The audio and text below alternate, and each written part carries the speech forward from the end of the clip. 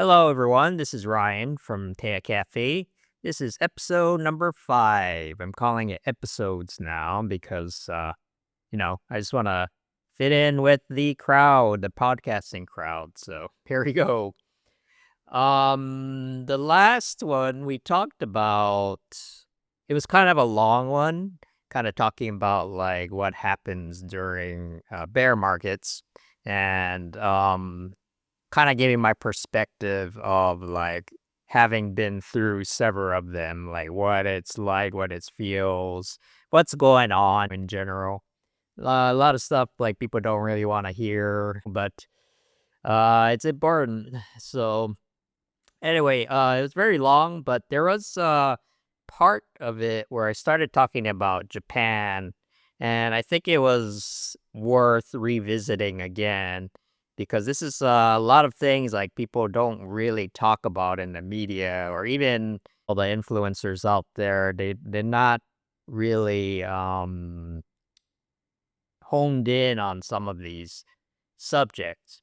So I'm Japanese American, by the way. I haven't lived in Japan since I was a kid, but I do speak the language and I do keep up with things here and there. So thought maybe I could provide a perspective that might be interesting to people, right?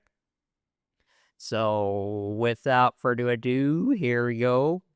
And yeah, so there's an interesting thing that's been happening in the last couple weeks, other than the price crashing, as everyone knows. I've seen some people post about how this is Japan's fault, and I thought it was kind of bizarre because it keep kind of came out of nowhere. Like, what does Japan have to do with crypto prices? If you look at the rankings, right, of the crypto adoption rates around the world, Japan tends to be rock bottom. It's underneath, like, even some of the developing countries because they really kind of just are not interested in the whole thing, at least for now. Um, which is kind of ironic because of the whole Satoshi Nakamoto thing, right? And while we really don't know who Satoshi is, and I don't know if we ever will, unless he like reveals himself like out of the blue someday. That's not impossible, but for now we don't really know who this person is. And but are they really Japanese, right? And part of it is I would like to try to make the case that there is actually a good reason to think so. And it directly relates to why it was created, why Bitcoin itself was created, and what's happening now. So, like I said, they increased their interest rate for borrowing in the Bank of Japan to its 30-year high. And by 30-year high, I mean 0.5% to 0.75%. I guess in relative terms, that's might be a huge jump, but we're not talking about like 10%, 20%. And part of the reason why they kept it so low was under the idea that they wanted to spur economic growth, right? And America did a similar thing in the last couple of decades. Interest rates are rising again, but for if you remember, for a long time it was basically sitting at zero, right? And so that zero interest rate loans fuels a lot of economic growth, I guess. I mean, that part is a little debatable whether cheap loans really create real value, but anyway, it gives people more money to play around with, and that has kind of contributed to a lot of the things that has happened in the US business market, for better or worse, because there are big downsides to it too, which I will get into. But Anyway, like Bank of Japan, they kept the low rates really, really low, and that like the Americans know that too. So they've been borrowing money from Japan in order to fuel things like crypto. A lot of people don't know about this, but it has happened, right? When people are looking for money, they're looking for low interest rates, and Japan has been basically the destination for a lot of that. It's not just there. There's money for a long time. There's money sitting in the US as well, right? You could do something similar, but it is part of that whole thing.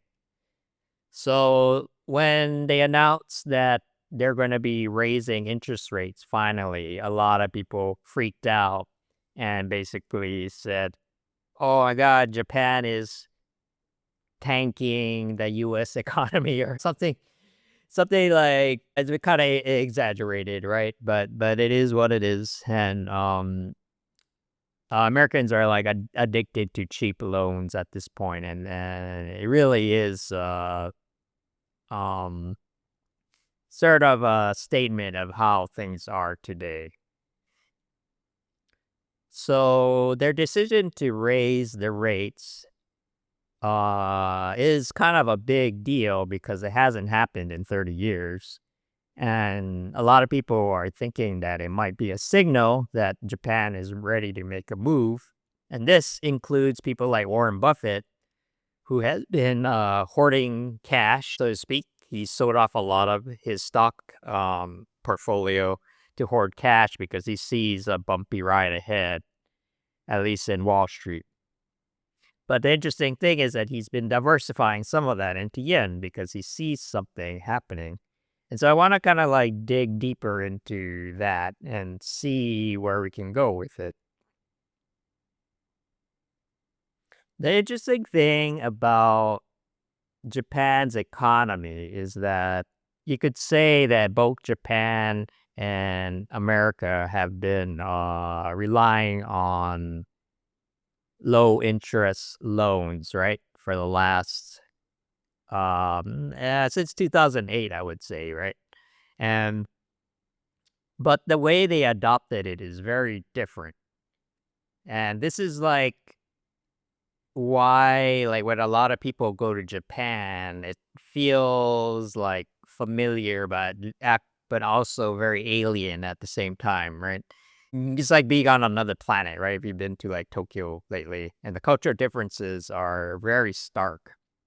And I would say that on a basic level, I do think the big difference between Americans and Japanese approaches to money, you could say kind of Asian in general, but when there's money coming in, the tendency is for Asian people to save rather than spend. And if you go to like US media and a lot of the things that people are taught to do in business environments, in the US, it's about spending and getting a return, right? Taking a bet, doing startups, investing in crypto, or, like, hey, let's grow this thing. Let's turn a profit. Let's make some money, right? Make more money with money. Whereas in Japan, they tend to save their money and not buy stuff they don't need, right? And some people will say maybe that's a wiser thing, but it wasn't always the case in America as well. There was a time where people encouraged Americans to save money for various things, but that's not the environment we've been living in for the last couple of decades. And I do think we're hitting like a inflection point where the spending has been gotten too much. So that segues nicely into the next thing is that, do you remember 2008, right? The financial crisis. If you haven't watched The Big Short, I would recommend watching it again. It's pretty entertaining, but it's also very informative at the same time. And that whole thing almost took down the entire financial system in America. And yeah, and I do think the reason why Satoshi actually built Bitcoin, why he invented the whole thing, was a response to that crisis. And if you look on the timeline, the birth of Bitcoin and the 2008 financial crisis kind of aligns very, very nicely. We don't know the exact dates, but they were happening at the same time in parallel. And there's no way a smart guy like Satoshi could have not known what was going on, right? Because it was a big deal and it affects the Japanese economy as well. So so I want to dig a little bit deeper into that because I think it's going to matter more than people think. And because it's such a invisible topic right now, I think it's gonna. Some of the things might take people by surprise. There might be some opportunities in there worth exploring. So this is part of the reason why I'm kind of talking about it right now. So, okay, going into the identity of Satoshi himself, um, there's really no proof either way if Satoshi was Japanese or not. The name, right, implies he's Japanese, but there's no proof either way. Was he there? There's no records, right? There's no evidence. So that's still up in the air. Apparently there was a point where from Satoshi's account, he claimed to be a 37-year-old man living in Japan. Birth date of April 5, 1975. That's very specific, huh? It's kind of interesting how the Western media just kind of, I don't hear that too often. I found it on Wikipedia, but you don't see the people in crypto talking about Satoshi that he has made this claim, right? And I do think there's some it's part of like Western interest trying to claim it for themselves like they usually do, right? But either way, it's still inconclusive. We don't know, even if he could have just been making that up. Um and we'll never know unless we have evidence. The other evidence is also circumstantial. If you look at his work and writing styles, how he interacted with people, the critics of like the idea of he's Japanese claim that the way he approaches software and the way he talks really shows that he has Western sensibilities, right? But these days, honestly, it's not that unusual. Lots of people from Japan or Asia as a whole, they go to the US or European, or they go to the West to study and they come back and end up speaking perfect English. And I mean, look at me, right? Like I'm Japanese American, but can you tell my writing is, can you tell by my writing style that I am Japanese or not? I don't think it really matters. Like it's just a skill that you pick up being in a certain place and anyone can really learn it. So that's inconclusive as well. But the reason to think that he may be Japanese is not so much the guy himself, but how things unfolded in crypto, especially in the earlier days. So one of the biggest things that happened in the earlier days of crypto was Mt. Gox, right? The first crypto exchange, so to speak. And I think the idea for the company started somewhere else, like France, or it wasn't started in Japan, but they eventually moved there to establish themselves because they thought it was the best place to do this sort of thing. And you got to keep in mind, like back in 2014, 2015 or so, uh, crypto was such a obscure, weird thing that nobody even really understood. That was kind of a big deal.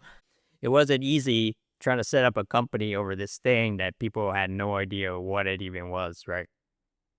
So an interesting thing about Mt. Gox is that the history of it kind of blew up in the mid 2010s, and then they got into big trouble with like uh regulations, and like people were accusing them of illegal activity, and there's all kinds of drama surrounding it, and eventually it shut down.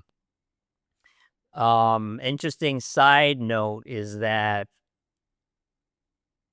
Charles Hoskinson from Cardano, if you know about that guy, he used to be on the Ethereum Foundation in its earlier days, and he had a disagreement with Vitalik and the crew, and I don't know what happened exactly, but it ended up with him leaving the team and starting his own thing. But you could tell he was really mad about about it because basically, he got lucky in some ways, and he made a lot of money in Bitcoin in Japanese funds or Japanese firms, and he did an ICO of Cardano as we know it today, and 90+% of the initial investors in Cardano was Japanese. So it kind of got diluted by other things at this point. I don't know what the breakdown is, but interesting, right? Like that part of it. So I like to think of Japan's crypto industry as being sort of off cycle because they were kind of way ahead of their time. They created the thing, assuming he's Japanese, maybe not, but it doesn't really matter. They were the first to adopt it, as shown in Mt. Gox. They were the first to regulate it. By the time it was like 2017, 2018, I remember I took a trip to Tokyo, and Bitcoin was already integrated in the equivalent of like Best Buy or one of those electronic stores. Like it was already there. And then they tested it out among the public. The public's response was not very positive, or it's more like, yeah, sure, but no one used it. Sure, Bitcoin, why not? They weren't like totally against it. It's just like, why not? Oh, it costs like $10 to make one transaction. No thanks. Yeah. So so I kind of tried it out and no one used it, and then it kind of faded away. It's still there, and in the background they're still talking about crypto and NFTs, but it's just not a big hype thing like it is here. So yeah, so that's why their adoption rate is one of the lowest in the world right now, despite being ahead of the game. And I think there's a lot you could kind of read into that because it might give us like an idea of what's to come, uh and what's like both good and bad, because I do think like the sort of like non-adoption of the Japanese markets is also like what basically happened here in the last couple of years, right? So they've already gone through that trawl of disillusionment, whatever we call it, right? The valley of doom, and I think it's worth maybe like paying a little bit more attention on that side, because they might be ready to make some moves, and they might actually show like what crypto is moving towards in the near future. This is all just speculation, but that's why I think, and because all these things in the earlier days, especially when I was less understood, were happening in Japan, there's a good chance that Nakamoto is actually Japanese. I don't even mean ethnically Japanese. It could just be someone living in Japan, not necessarily Japanese, but they just happen to be there. Could be a white guy or a black guy, you know. Um, could be a woman, we don't know, right? Could be anything. But the idea of that person being in Japan is not that unthinkable, because a lot of the early things that happened in the industry did happen over there. We just don't hear about it here if you're kind of inside the U.S. media, right? Okay, so now going to the mechanics or the um economic reasons why Bitcoin exists. So, given that Bitcoin was a reaction to the 2008 fiasco, I think it's good. I think it's a good, there's a good chance that Satoshi probably did not like quantitative easing or a lot of those mechanics that governments and right, the Federal Reserves play to try to like manipulate. Well, I don't, manipulate's not the right word, but like adjust the currencies, right? And so one very interesting thing about crypto compared to regular fiat money, right, is that there's no way to be in debt. Like, you have a wallet, right? The wallet has so much coins in it, but you cannot go negative, right? You cannot go negative like you can here, because our economy is a debt-based economy, and there's really nothing more radical than the idea of, hey, no one can get into debt. What you have is what you have, and that's it, right? So I don't know. Maybe there are some projects out there that have negative balances, but I don't even know how that would even work, right? So, yeah. So I mean, okay.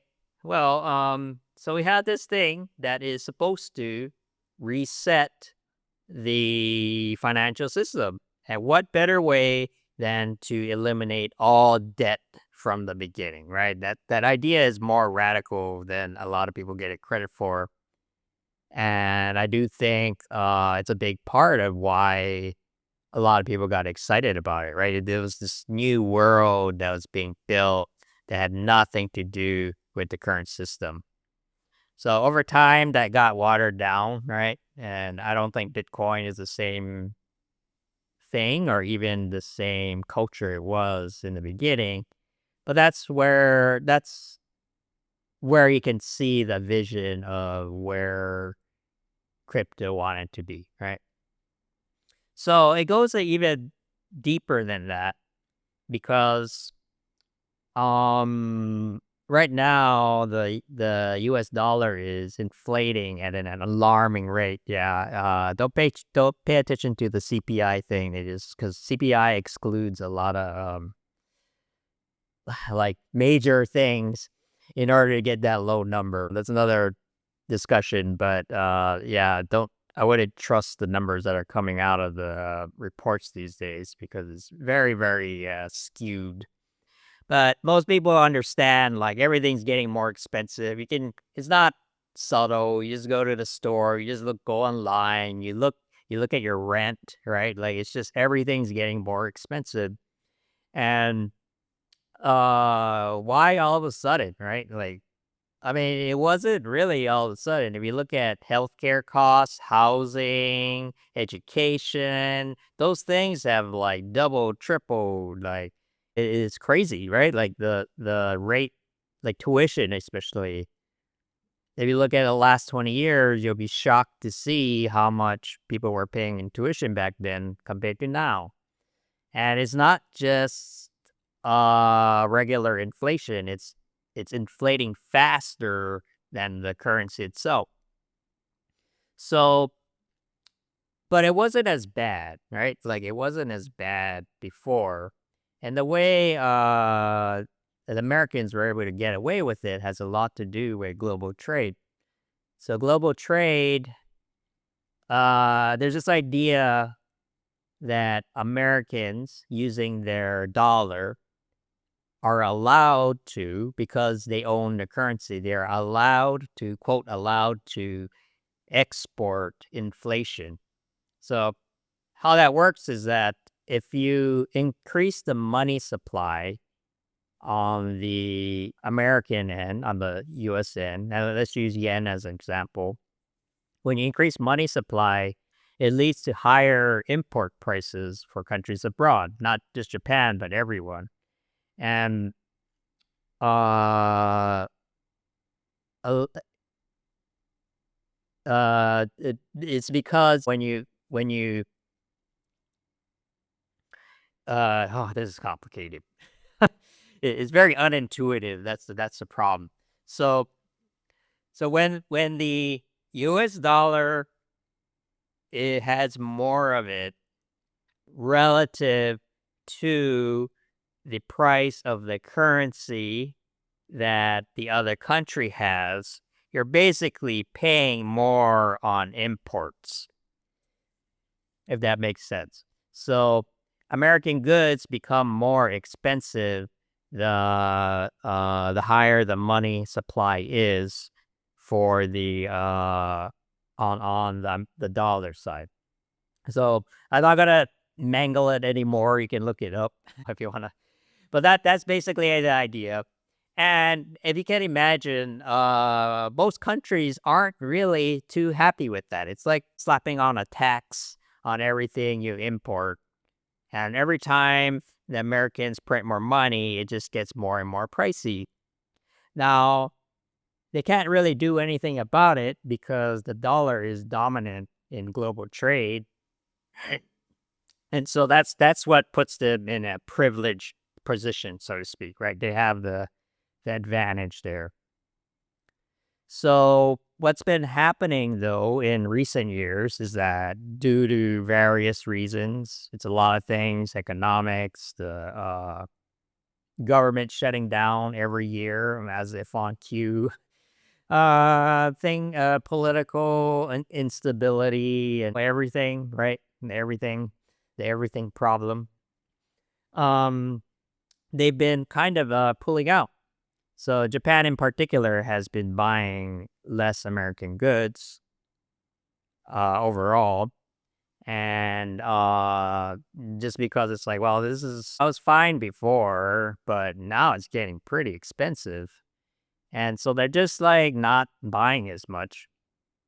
And this is compounded by the problem that the US has a manufacturing problem where we don't really make stuff anymore.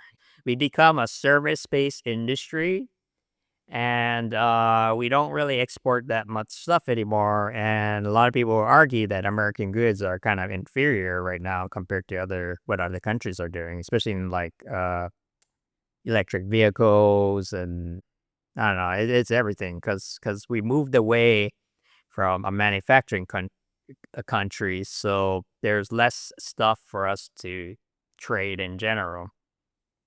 And that makes it less competitive, and then it's just like, other part is, the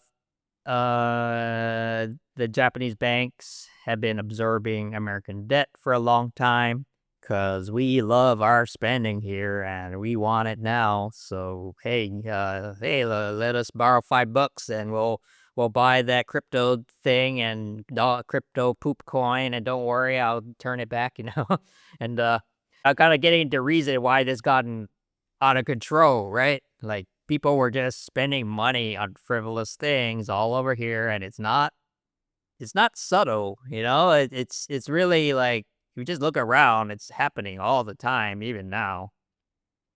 So, but again, Americans were shielded from the after effects from a lot of those things because for a long time we had a dominance on a global trade. and a lot of that inflation was being absorbed by countries abroad. Now that they're pulling out, we're gonna start feeling it back at home. And yeah, and while we're at it, just why don't we just throw some tariffs on top of that and make it just accelerate the whole thing, right? So yeah, so the dollar is not in a very good position right now, and anyone who has done any research would know that. But for the most part, politicians and most people are just kind of pretending it's not really happening because it's kind of uncomfortable to think about. Because what will probably happen in the next decade or two is that the US dollar will gradually lose its dominance. It's probably not going to ever go away completely, but it's going to be part of a bigger system where the yuan, Chinese yuan, maybe the yen, even the won, right, from Korea, euro, BRICS, and SWIFT. There's all these other options out there that people are seriously considering right now just because they're worried of where the dollar will be in the near future. They already downgraded the US economy from like triple A plus to double A something. And they did this like a couple years ago. It's not news, but they already downgraded the outlook on the US currencies right now. And now we're finally starting to see it. So this puts, I'm going to tie it back to crypto because this is what the channel is about. But interestingly enough, Japan has the lowest crypto adoption rate in the developed worlds. And I said this earlier, but if you look at their rankings, they are pretty much rock bottom, even though they were the first to adopt. They already went through kind of the, oh, excuse me. They already went through the hype cycle, right? And I do think they're a little bit ahead of what everyone else has done. They already went up, they got hyped, and then it went down, and then they just kind of got bored of it and has been sitting kind of quietly at the bottom for a very, very long time. But as they say, well, not as they say, but what goes down must come up. Not always them. Some things will go down and never come back up ever again. But they haven't stopped doing the crypto stuff. It's just quiet. And the way Japan and Asia approaches tech is actually very different from how it's done in the West, at least from what I'm used to. Working around Silicon Valley is like their tech applications tend to be very practical rather than big, if that makes sense. Like being a programmer in Japan is like almost like a working like an office job, um, or even a blue collar job. It's just seen like, okay, you're a programmer, you make a decent living doing that, cool. It's not seen as a something to put on a pedestal or demonize like it is here, right? The way people talk about software here is very emotional. Over there, it's just like a job and no big deal, right? And and it's very geared towards practicality because if you look at Japanese websites, the UI is like freaking terrible. You know, it's car. You know, it just looks like it looks really bad. And not to say, you know, I'm not trying to insult anyone. It's just like they just don't really care about the aesthetics of how a website looks. Yeah, for the most part, there are exceptions, but like we do here. So you go on there, it's just like it's basically everything looks like Craigslist, right? Whereas here we try to make the website look so nice. Use those rounded corners, border radius. Oh man, I hate I hate how everything is turning into a circle, you know? I just give me my square buttons back, please. I don't yeah, I don't think anyone you should not be rounding the corners more than just a tiny bit, if at all. So unnecessary. Anyway, unrelated rant. Yeah, because I do design as well. but anyway, maybe a clear example is actually maybe we can look at China because they have similar sensibilities as well, right? The way China treats AI is they're geared towards like very specific applications and use cases. And it's usually coupled with the idea of like there needing to be human, you need humans monitoring this stuff, right? You put in a prompt and it spits out a bunch of mistakes and garbage. You need someone proofreading that or it's going to be a disaster, right? Whereas in the US, we have this idea that we're going to create artificial general intelligence, AGI, within the next couple years. And that's why you need to give OpenAI like $1 trillion or we're going to be left behind. But that whole scenario is just made up. There is no one's no one in Asia cares about building AGI because they know it's not going to work. And I'm focused more on like, I don't know, I saw something like landmine detection, right? From a picture or video. They can see those little pixels. I've been actually using for this podcast itself, like removing I say a lot, hey, I'm conscious about it now, so I'm not doing it as much. But um I had a recording that had just way too many and I used AI to like scrub it out. And it wasn't perfect, but it was like not bad. But that's a very, very niche use case. And AI can actually be tuned to do that kind of stuff. So I said it again. So anyway, they do that, and that's kind of their approach to tech in general in the Eastern countries. In the West, we're hoping that AGI gets created and it'll solve all our problems. But I do think that's going to lead into a disaster, but it's another topic altogether. So,